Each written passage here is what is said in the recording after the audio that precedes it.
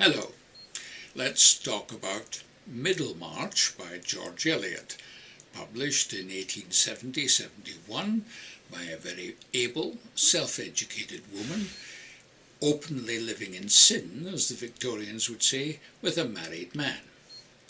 She wrote a number of novels about English provincial life in the first half of the 19th century, none better than this one, her most famous work.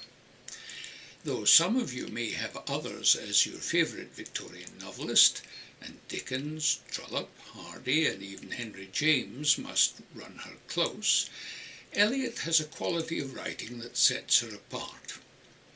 I have to admit it was only 20 years ago that I first read this story of English life at a time when reform was the political battlefield, when rival theories of evolution divided the social conscience of the people, and when the railways were cutting great swathes through the countryside and the cities. A period Eliot knew well from personal experiences that she could draw on as she wrote her book in the early 1870s. Society, then as now, was a set of rules where there was a place for everyone, and everyone was put in their place by those even one step higher up the hierarchical ladder. Money, then as now, could buy you one or two steps up the ladder, but those higher up never forgot where anyone lower down had started off, and the sins of the fathers and the mothers incurred a penalty of being relegated one or two steps down. These truths found a set of characters who work out their relationships and their overlapping destinies over 785 pages in my Oxford Classics edition. Almost as many, if you recall, as the 2013 Man Booker Prize winner Luminaries. Eliot writes with wit, with irony and with erudition, and unveils her story and unravels the three plot strands at the pace that suited the taste of the largely middle-class readership of the 1870s and its fondness for what were nicknamed as three-volume baggy monsters. So, who's who in Middlemarch? Saintly but naive Dorothea and her sister live with their well-to-do, well-read but usually little-remembered uncle Mr. Brooke.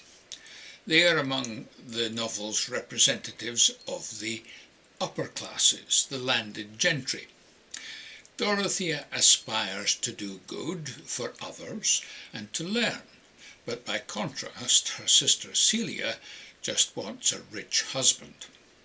Although the local baronet Sir James Chetham trails his coat in front of her and builds better farm cottages to prove his ability to do good, Dorothea allows herself to become convinced that Casaubon, decades her senior, who has spent his life researching the more obscure byways of myths, seeking to track them to a common origin, is someone she could look up to, learn from, and assist in his great work. Reader, she married him. Now, it turns out that Casaubon has a much younger cousin, grandson of a Casaubon who married beneath her, and that the Reverend Casaubon has been supporting him financially in his studies. Dorothea encounters him first in Lowick as she walks with her fiancé, then later in Rome on her wedding journey, where Casaubon incredibly prefers to take his taper into the Vatican libraries rather than his candle up to the marriage bed. Cousin Will Ladslaw is certainly captivated by Dorothea, and she forms an innocent attachment for her lively cousin-in-law. But Casaubon himself takes a very dim view, and eventually writes a secret codicil and puts it in his will that would, in effect, disinherit Dorothea if she ever were to marry Will. Casaubon then dies, Dorothea inherits, and for the rest of the book we watch and wonder if she and Will can ever get together, despite society's disapproval and the Will's financial penalty. Now, don't peek, but the answer finally comes on page 762. A Middlemarch incomer, full of new scientific ideas and a great ambition to do well by his fellow men, is Dr. Tertius Lydgate, representing the middle classes. He buys a practice in Middlemarch and plans to continue his medical and scientific researches, funded by his income from treating patients, but not from selling them their medicines, which other doctors do to make extra money. Marriage is certainly on his agenda, but let's say not much higher than any other business.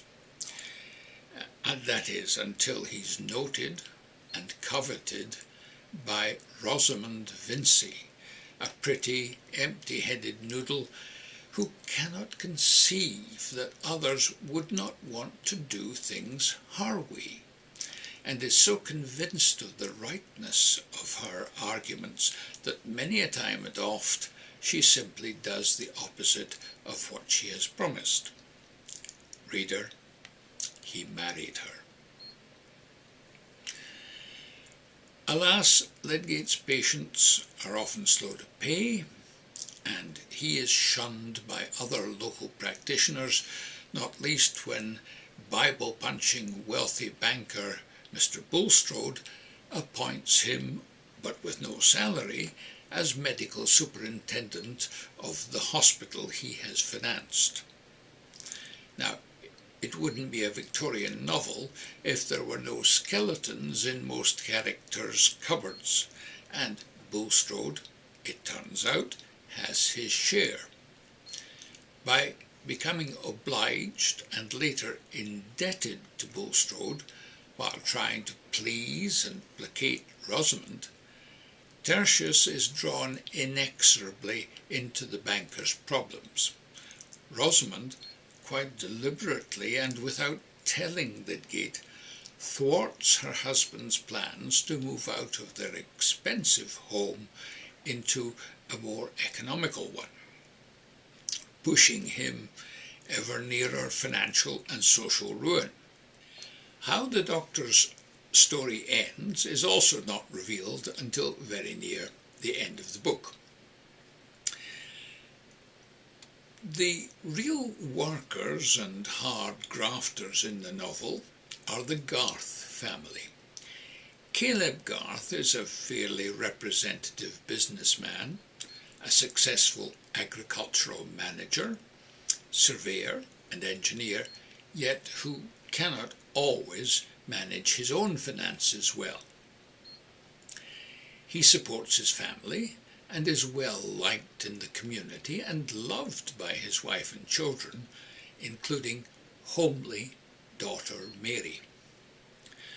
Rosamond's brother Fred Vincy is a young man who has never had to earn a living, and who is destined by his mill-owning father for the church, since it seems he would be no use in the business. But Fred doesn't want to be a minister. He doesn't know what he really wants, except that, for as long as he can remember, he has wanted to marry Mary. The Garths are very fond of him, and Caleb foolishly signs a bill for Fred. When Fred's horse-dealing plans to make money come unstuck, it is Caleb and his family who have to pay off the debt. The story of Fred and Mary, then, its romantic ups and downs, is the third main strand of Middlemarch. You see, Fred thought he was going to inherit an estate from a curmudgeonly relative until that relative died and left it elsewhere. The funeral, followed by the reading of the will, is one of the many great set pieces of the novel, full of wicked irony and shrewd observation of life. Thus, Fred now has to struggle to find himself and make a respectable career sufficient to be able at last to propose to Mary. But you will have to read the book to find out if she marries him. So enjoy Middlemarch for its story and for its language, as full of irony and humour as any book by Jane Austen. Take your time and pace yourself through it. This is not for reading over a weekend, but rather over 3 or 4 weeks. Let me know what you think. You can leave a comment on the Middlemarch blog on my website, www.akanos.co.uk, or send me an email to michael@akanos.co.uk. As an afterthought, running currently at the Orange Tree Theatre in Richmond is a 3-play adaptation following the same 3 plot strands I've just been outlining, and it's on now and well worth going to see. So enjoy the book, enjoy the plays if you can, and until next time, goodbye.